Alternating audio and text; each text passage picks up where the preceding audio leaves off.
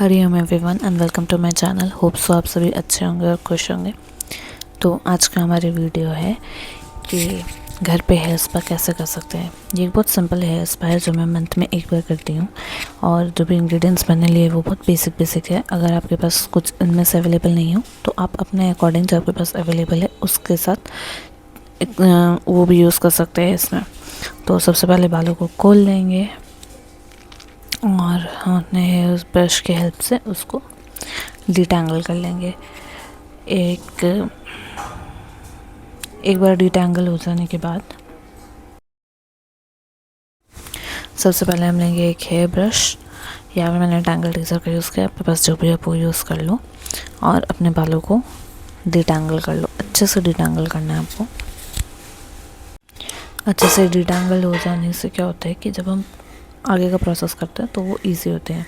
तो सारे नॉट्स अच्छे से बालों को आगे करके मैंने सुलझा लिए, तो आप भी वैसे ही देख के अच्छे से कर लेना। फिर उसके बाद एक स्कैल्प मसाजर लेना है अपने। अगर आपके पास ये वाला अवेलेबल नहीं हो तो आप अपने हैंड्स, और इन केस अगर आपके पास ये स्कैल्प मसाजर नहीं है तो आप डीप कोम से भी अपने बालों को, वाइट टूथ कोम से भी मसाज कर सकते हो उसमें स्कैल्प में हल्का प्रेस करके, या फिर अपने फिंगर्स के हेल्प से अच्छे से अपने स्कैल्प को मसाज करना है। इससे हमारा डैंड्रफ वगैरह जो भी का इशू होता है ना वो हट जाता है। और जो हम इसके नेक्स्ट प्रोसेस करेंगे उसमें भी हेल्प होता है। अगर आप scalp massage on regular basis करते हो तो आपका स्कैल्प हेल्थ भी अच्छा होता है और उसके साथ साथ आपके जो हेयर ग्रोथ होती है, ब्लड सर्कुलेशन होता है स्कैल्प को, वो भी बहुत सही होता है। तो आप लोगों को अगर कोई भी हेयर रिलेटेड इशू आ रहा है तो स्कैल्प का ब्लड सर्कुलेशन के लिए आप हेयर मसाज करना स्टार्ट कर दो अच्छे से।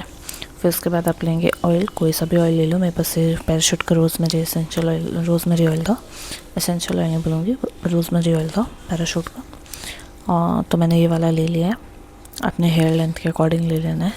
यहाँ पे मुझसे थोड़ा सा ज़्यादा डल गया था क्योंकि मैं वीडियो रिकॉर्ड करी थी तो थोड़ा सा ज़्यादा गिर गया मुझसे। इतना मेरे बाल में नहीं लगता है बट थोड़ा ज़्यादा गिर गया था तो वो मैनेज हो जाता है। तो उसके बाद मैंने अच्छे से ऑयलिंग की अपने स्कैल्प को, अच्छे से पूरा एकदम ऑयल लगाया पूरा फटाफट। ये बहुत फास्ट हो रहा है, इतना जल्दी मैंने लगाया था, मुझे टाइम लगा था, तो 5-10 मिनट लगा था लगाने में। क्योंकि ऑयलिंग मेरे लिए ऐसा है कि अगर मैं कुछ ना भी करूँ, मतलब अपने हेयर में कुछ और ना भी करूँ, but oiling is a must. मेरे को ऑयलिंग से बहुत प्यार है, मेरे हेयर के लिए, मेरे हेयर लेंथ के लिए, मेरे हेयर डेंसिटी के लिए। I love oiling my hairs.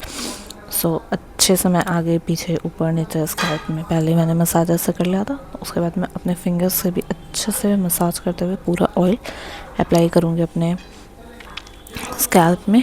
और जब एक बार अच्छे से पूरे स्कैल्प में पार्टिंग कर करके लग जाएगा ऑयल तो उसके बाद अपने हेयर्स में भी लगाएंगे। पर अभी मैं पहले स्कैल्प में पूरा अच्छे से पार्टिंग कर करके, ताकि कहीं भी मैं ऑयलिंग छूटे ना, क्योंकि रूट्स मजबूत होंगी तभी तो हेयर्स मजबूत होंगे गाइस। इसलिए आपको अपने अच्छे से बालों में लगाना है ऑयल, पूरे रूट्स में भर भर के लगाना है। अगर आपके पास नॉर्मल कोई भी कोकोनट ऑयल है तो आप वो भी यूज़ कर सकते हो। यहाँ पे मैंने ऑयल को हीट नहीं किया है, जैसे डबल बॉइलिंग प्रोसेस में ऑयल हीटिंग होती है ना, वो यहाँ पर मैंने नहीं किया है क्योंकि हमारा नेक्स्ट स्टेप जो कि है वो दूसरा है। अगर आप चाहो तो आप ऑयल को हीट करके भी यूज़ कर सकते हो। अगर आप स्पा नहीं कर रहे हो और आप ऐसे रेगुलरली ऑयल लगाना चाह रहे हो बाल में, जैसे कल हेयर वॉश करने तो आज ऑयलिंग करने के लिए, तो आप जो कि उस डबल बॉइलिंग प्रोसेस में बॉईल कर लो, मतलब थोड़ा सा हीट कर लो ऑयल, बॉयल नहीं हीट कर लो, और तब उसे अपने रूट्स में अप्लाई करो। उससे वो बेटर एब्जॉर्प्शन होता है और बहुत अच्छा होता है आपके हेयर के लिए। फिर उसके बाद मैंने जो भी ऑयल बचा था वो मैंने अपने हेयर्स में अच्छे से लगा लिया। पूरा देख रहे हो आप कैसे मैं रगड़ रगड़ के हाथों में अच्छे से ऑयल लगा रही हूँ। ऑयल लगाने के बाद मैं कोमिंग भी करूँगी ताकि अगर कहीं रह गया हो मेरे हेयर में लगना ऑयल तो स्कैल्प से लेके पूरा रूट्स टू टिप कोम के हेल्प से स्प्रेड कर लूँगी ऑयल को। पहले तो मैं हाथों से अच्छे से पूरा मेक श्योर कर रही हूँ कि लग जाए। इन केस कहीं बचेगा तो वो जब मैं कोमिंग करूँगी तो वो वाला जो गैप होगा ना वो ब्रिज हो जाएगा उससे। ऐसे लगाने के बाद ऑयलिंग को मसाज करके बालों को पूरा खींच खींच के अच्छे से ऑयल लगा लिया। उसके बाद में नेक्स्ट स्टेप है कोमिंग। तो उसके लिए हम लेंगे एक कोई सा भी कोम आप ले सकते हो, आपके पास जो भी आप रेगुलर यूज़ करते हो वो वाला ही। यहाँ पे मैंने भी कोम लिया है अपना। जैसे मैंने कहा आप कोई भी कोम मसाजर कुछ भी ले सकते हो, तो फिर मैंने मसाजर ही ले लिया और मसाजर से फटाफट अपने बालों को ऑयल को अच्छे से मसाज कर लिया अपने हेड में। फिर मैं यहाँ पे रूट्स टू टिप्स कर रही हूँ। मैं अपना ऑयल को पूरा अच्छे से रूट्स से लेकर टिप तक यूज़ कर रही हूँ। ये वाला जो मसाजर है ये मैं ऑयल एप्लीकेशन के लिए भी यूज़ करती हूँ और हेयर वॉश के लिए भी यूज़ करती हूँ। तो मेरे जो ऑयल लगता है बाल में वो बाद में जब मैं हेयर वॉश करती हूँ तो वो भी साथ ही साथ वॉश हो जाता है। मसाजर भी क्लीन कर लेती हूँ मैं उसके बाद में। और अच्छे से रूट्स टू टिप ऑयल को पूरा स्प्रेड कर लेंगे मसाजर से। फिर उसके बाद एक बार जब पूरा ऑयल स्प्रेड हो जाएगा तब उसके बाद हम एक स्क्रंची लेंगे, कोई भी रबर बैंड आप ले सकते हो। वो लेने के बाद हम अपने हेयर को अपने हेयर का बन बना लेंगे। ऑयल एप्लीकेशन हो गया, मसाज हो गया, अच्छा खासा हमने अपने स्कैल्प को बहुत मसाज दिया आज। ये पूरे प्रोसेस अराउंड 15 मिनट्स लेते हैं। उसके बाद अच्छे से हम अपने बालों को एक बन बना लेंगे। बन बनाने के बाद हम यूज़ करेंगे cap, spa cap.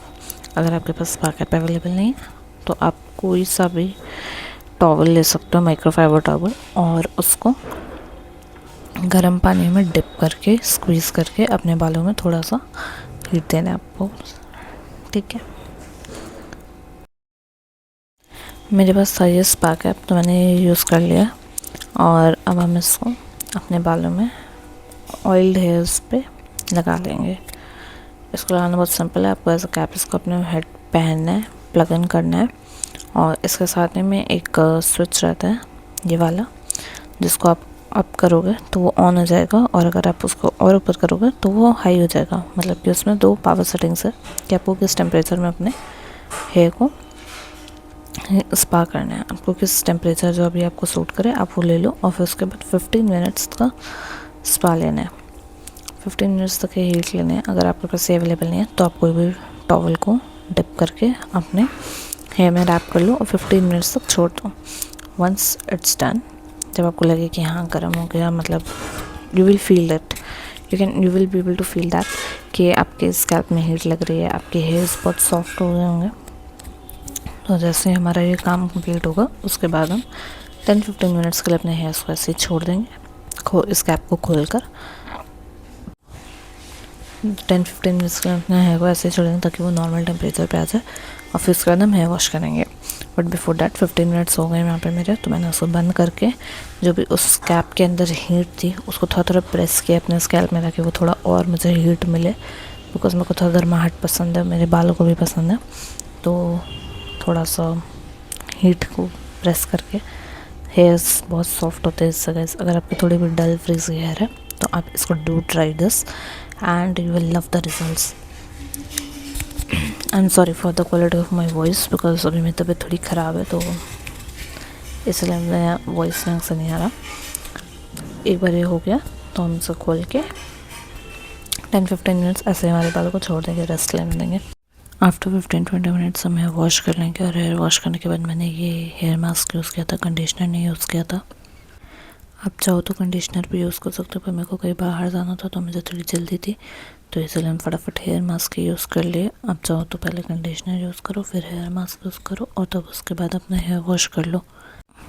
Hair wash करने के बाद मैंने माइक्रोफाइबर टॉवल से अपना हेयर को थोड़ा पैट ड्राई कर लिया और हम यूज़ करेंगे हेयर सीरम। तो यहाँ पे मैंने ये वाला हेयर सीरम यूज़ किया है और इसके 2 पंप्स मैंने लिए अपने हैंड में और अच्छे से हाथों में रब करके मिडल एंड्स, अपने हेयर के मिडल एंड से लेके एंड तक मैंने अच्छे से लगाया है, क्योंकि मैं जल्दी में थे, मैं ट्राइपॉड सेट करने का मेरे को टाइम नहीं मिला तो इसलिए मैं तो अपने एक हैंड से अपने दोनों साइड के बालों में लगा रहे मिडल एंड से एंड में।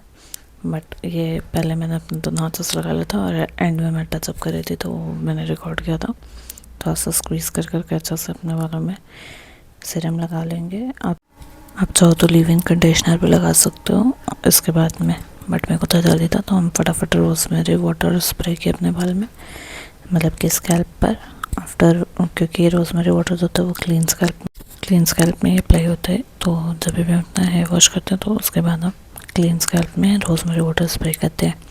आफ्टर स्प्रेइंग रोज़मेरी वाटर हम अपना थोड़ा सा हेयर को ड्राई होने देते, फिर स्टाइल करके मेरे को ज़्यादा आना तो वहाँ चले गए, तो हम उसका वीडियो नहीं बना पाए।